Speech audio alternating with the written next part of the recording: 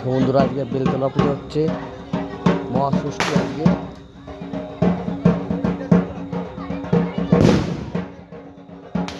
ভালো লাগছে কিনা বলো তোমরা। এই 4 দিন খালি পূজার ভিডিও দেবো, কোনো গাছের ভিডিও দেবো না। দেখো দেখো